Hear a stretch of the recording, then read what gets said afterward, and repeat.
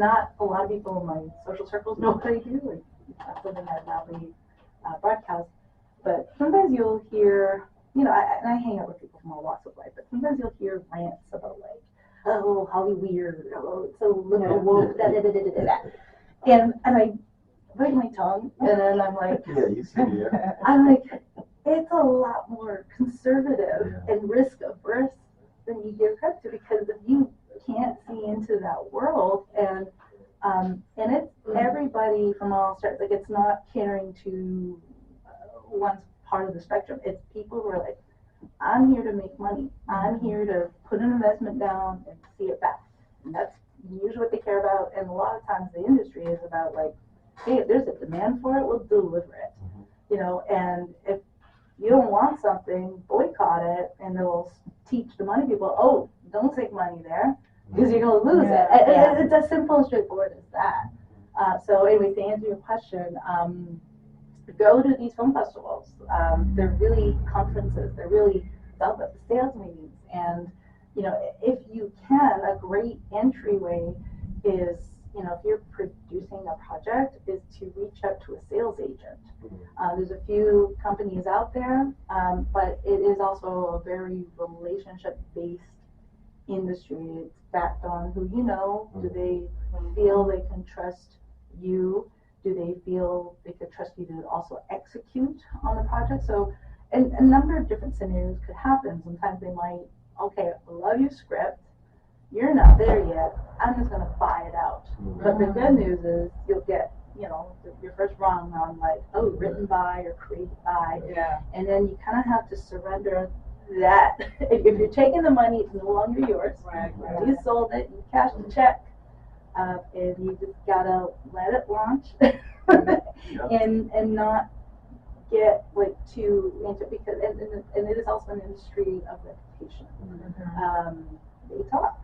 And let's be honest, if you are hiring, you are HR, you're gonna be like, do I wanna have a long-term marriage with this person? How am I gonna get along with them? Is it gonna work? If they're combative, if they're fussy, you only got so many hairs in your head and energy to, you gotta be picky. And like in any industry, I say that, like whether you're a doctor or factory worker or car mechanic, you wanna work with people you feel good about, comfortable with. So how does one go about finding out about these festivals? Now I know about Cannes and I know about Sundance.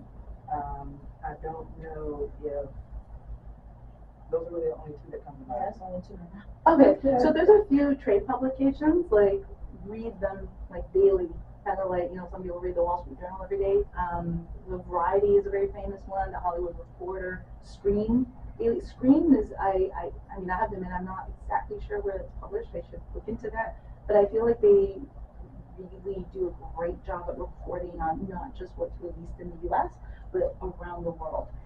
So you go, so the tier 1 festivals are like, there's a calendar that you should keep in mind, throughout the year, and that's where all the agents and sales agents and talent agents and they kind of base their calendar throughout the year. So the first one in the calendar is Sundance, which is in January. February is the Berlin Film Festival. So that's where the European film market. So that's February. May is Cannes. So that's what the Cannes. And then I think June might be. This is not film. Like actually no, I'll just stick with feature films. So Cannes is May. And then September is interesting because people take breaks for the summer. September is a very competitive month. You've got Venice, you've got the one in Telluride in Colorado, and then you have the Toronto National Film Festival TIFF. So that was the one where I got my teeth on, because I wanted to be in Toronto, and that's where I went to. And it's an incredibly, I think it's the only film festival that's actually open to the public. The TIFF? Yes. And that's every September, the first week. It starts the first weekend after Labor Day. And then I know Austin and South by Southwest have really been making splashes. So that's like, 2 festivals that are now, really attracting a lot of attention, a lot of industry activity. And then in November is the American Film Market, which I believe it used to always be in, I think it's Santa Monica, Southern California. I feel like it's moved recently. So you want to always be watching what's going on, what's being bought and sold. If you subscribe to like Screen Daily, you get all the alerts and you'll see the buzz of, this is where the PR machine comes in. Like, so a lot of those red carpets and the gala presentations, it's both for the film festival, but it's also the strength of a distribution company or agency or whatever saying like, hey buyers, look at this movie, it's shiny, it's happy, and you're gonna get money back if you listen. Right. So let me ask you this here, as script analysis. So I've been noticing a lot on Hulu, Roku, Netflix, just in cinema period, and it seems to have always been the trend that money, sex, and violence seems to be popular these days. Let me ask you this. Are you the one passing these scripts past the producers? Okay. I will actually counter that. If you're in a capitalistic world, there's something for everybody. There's markets. Now, me personally, I consider myself a person of faith. I try to be selective on like, okay, this is something, and I'm speaking, this is with my, I'll say I'm a Christian, and then I've got my Christian hat on. I'm like, how great do I feel if I put my name on this? And I've had to excuse myself from some projects just because of the way I don't feel good about this. But having said that, there's markets for anything and every content, and which could be a great thing, it could be a horrible thing if you catch my drift. But I'll give the example of Angel Studios. They've been really doing fantastic with the faith-based community, and it's a really fascinating model. And I'm telling you, Hollywood is paying close attention. They're watching. They're talking about it. And actually, just recently, I think the last few days, the Hollywood Reporter did this big write-up on Dallas Jenkins and The Chosen, and how he's planning to do the biblical universe, the biblical BCU, biblical cinematic universe. And it's proof that there's a big market for well-told content about faith and about spirituality and about the Bible. I'm actually excited she mentioned BCU because, I mean, I would love to watch that. I mean, that's, We can watch great movies now with our children instead of trying to, all right, let's turn this off, because now on TV, everything goes. But I feel like that's the tale from beginning of time. Like, it's not new. It feels new because we're in it, but I feel like that's never changed. Like, even if you look back in the 40s, the 30s, the 20s. Because I can watch I love black and white movies, the old Hollywood movies. And when I watch them now, and I'm catching some of the innuendos, I'm like, did they just, is that what they meant? So now, being older, I'm like, okay, so they were doing that back then in the movies too. And the industry was as insane and debaucherous as it is today. And I think, like when I read the Bible, I'm like, these, situations took place thousands of years ago. How different are we really? The Bible's full of action. In poor choices. It's funny that you say that, because I don't know who we was talking to. Was it you, or we was talking to Shagan, how we said that, I mean, the Bible, we are actually living in the Bible, just that we are modern day, we up to par. But everything is like nothing new under the sun. Right. Ecclesiastes. But it's funny because, like, when they were living it, they were considering themselves they're the modern day. Wow. So, for those out in the audience listening, and they're looking for a certain genre or what have you, do you suggest that because I was told when I first started writing, when I decided I want to be a script writer, years ago, I was told, hey man, what I submitted was too watered down.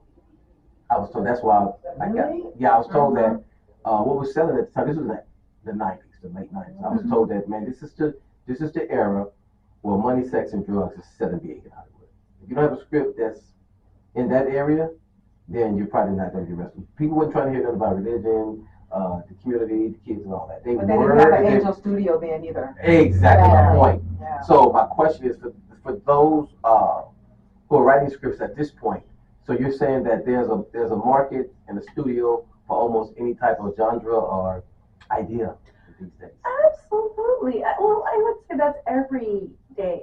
Okay, the way I look at pitching and when you're, shopping your project around, it's like speed dating. Yeah. Like you're not gonna marry the first person you meet. Right. You're going to like as much as like you're trying to sell them a project or an idea. You're also going, is this someone I actually want to work with? Yeah. Is this someone I want to collaborate with? Is this someone I feel good about? And that's what I meant like when I say it's a relational industry. And if, someone you're pitching to is saying, no, I want more sexual violence, whatever, I want more cussing or whatever. Yeah.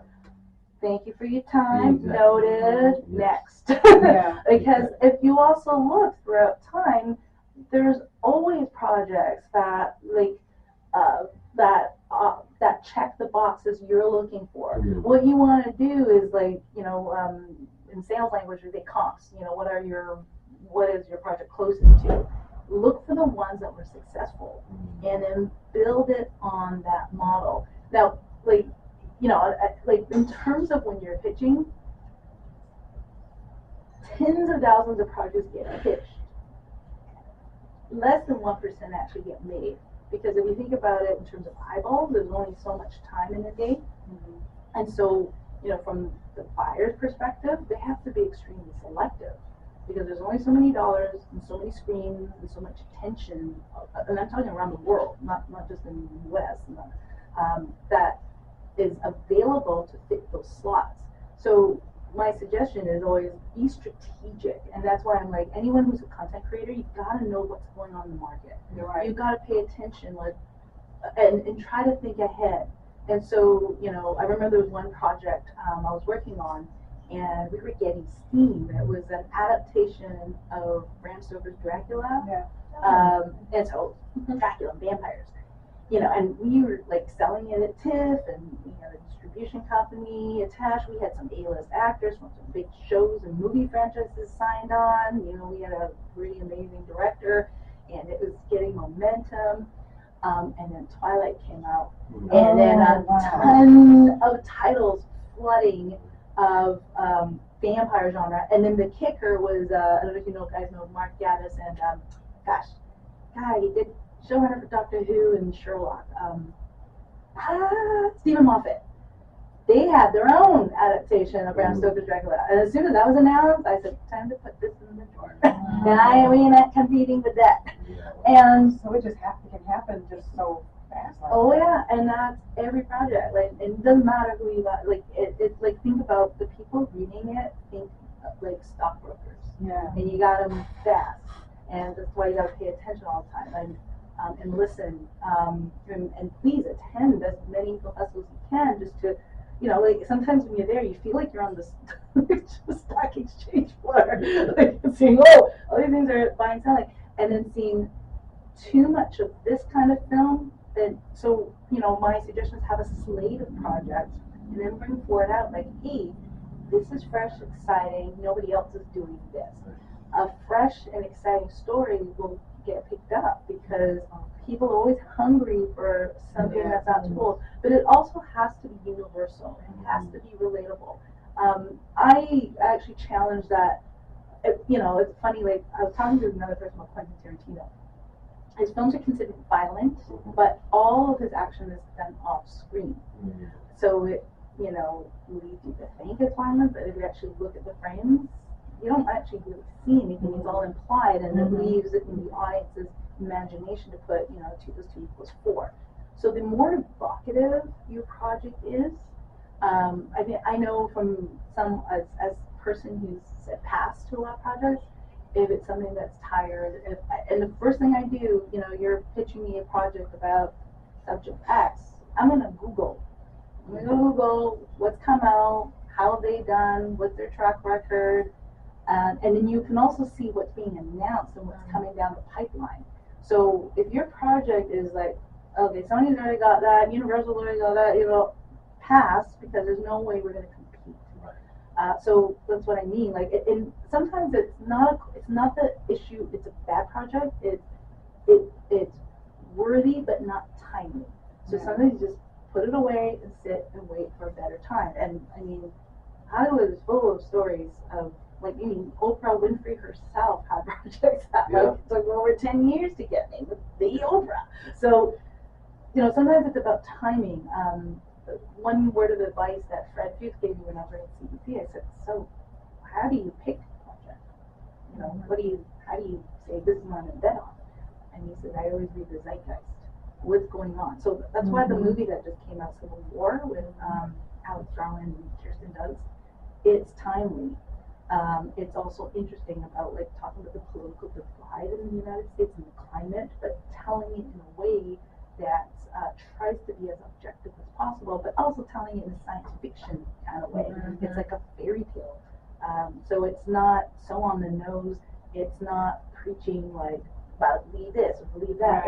It's not heavy-handed with its message, but it is kind of cautioning, like, hey, our country could end up like this if we're not careful. So sometimes it might be your tone is too earnest or coming on too strong.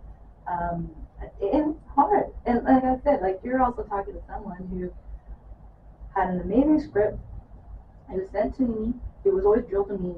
And this was a different era. This was really the mid-2000s. And there was like, we want to target a male under 21 audience.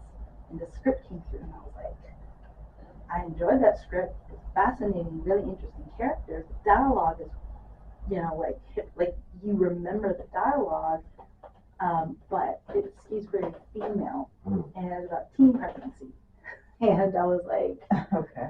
And I remember like going, this could either be a complete flop and feel like an after-school special, or it could be the next Napoleon Dynamite.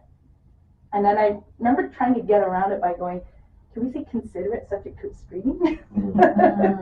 And there was a lot of up and coming talent that was attached to it. Like, no one uber famous on there. So there was a lot of things I was like, oh, this is really iffy. And then my boss said, oh, no, for our clients, they're asking, are we in or we out? And I erred on the side of caution. I went very risk averse. I said, okay, then we're out. That movie was Juno. Oh, wow. Yeah, won the Oscar with that screenplay. And I remember I got spanked for that one. I got demoted. I was like, so it's a crapshoot. Like, it is, no one's got a fortune-telling thing. So sometimes, and I remember one of my colleagues was like, don't feel bad, other people have done it too. But I remember that when I couldn't sleep for 2 days, going like, what do I say? I don't know, and then I kind of went, oh, that's not male under 21. So based on that, I'm gonna say no. And man, I made I think it was like a $10-15 million budget, and it made well north of 200 million, and I was like, I didn't even hit on that one. So no. William Goldman once said, nobody knows anything in this business, but it's true. I want to change gears just a little bit. Can you talk about families in film and what your role is with assisting with that work-life balance? Absolutely. So I'm currently sitting as one of the board members. The executive director is a woman named Heather McClellan. And she is a phenomenal, she's something else.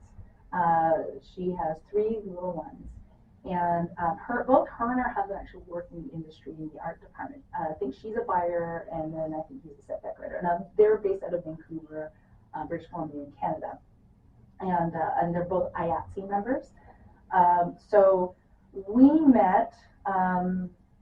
We got connected through different people introducing us to each other, and I was like, yeah, I'd love to be a part of it, because I remembered when I had my son, he's a teen now, but when he was little, I definitely felt my career take a hit because you're not as mobile, and I remembered the film producer I was working with, like without consulting me, because he said, "Oh, I went and hired this guy to go on set, so you don't have to be on set." And I was like, "Wait, what?" Like, there was no conversation with me. Like, like I can figure out childcare. I can make this work, and this feeling that choice was taken from me. Right. And then I started talking to other women in the industry, and the term the baby penalty came up. Like, and then I remember when I was at Cannes Film Festival, I met this young female director who, was up and coming. She'd been profiled in the Hollywood Reporter, and I just graduated valedictorian from Syracuse University. Really exciting female filmmaker, and she was telling me how she's made a decision to have kids because there's no way you can have a career in this business and have a family. And coupled with that, when I was attending Sheridan College, which is where the director Domi Shi, who directed Bow and Turning Red, came from, I was just about to get married, and the program head was like, "You sure you want to do that? Because this industry is not great on families and marriages." Wow. And I just remembered all these questions like, why do we have to choose? Yeah. Like, that's wild. Like, like, why is that I can pick career or family, but most other industries you can have both. Right. So what is it about this one?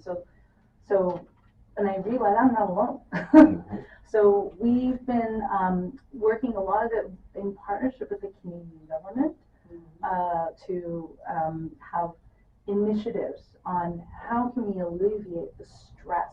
And the thing we've really been discovering, this isn't just a mom challenge, this is a dad challenge as well. And we're also saying it's not just young kids. Some of us have adult dependents, whether it's aging parents, or adult children, or a partner who, is also, for whatever reason in life, something's happened. They need that care, and we're working towards trying to figure out how to figure out that balance, because we have this industry has a lot of burnout. There's on-set accidents.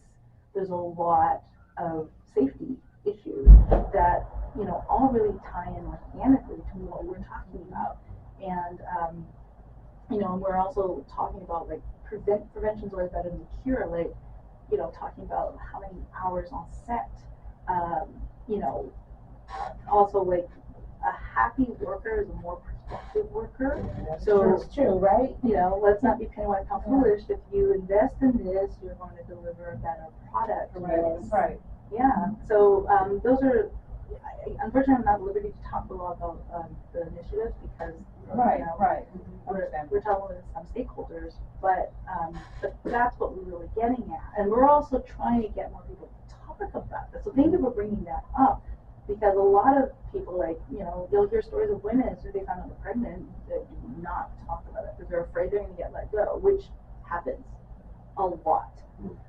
So we're trying to normalize, like, this is part of life. Like, having a baby or having a family, why is it a taboo or something to get put in a box and tossed away and then possibly never be to get back into work again? Well, good luck on that. I hope you guys, reach some type of agreement or change some of the rules, that really help with that. I think that's important. Yeah, and please talk to me, like, with more stories we can get sharing about, like, what would work? What is needed? What needs to happen? And what could accomplish that? Like I said, it's still beginning stages. One cool thing I'll share about is a group called the Ballon Rouge, the Red Balloon in Cannes. So I think it's a group of moms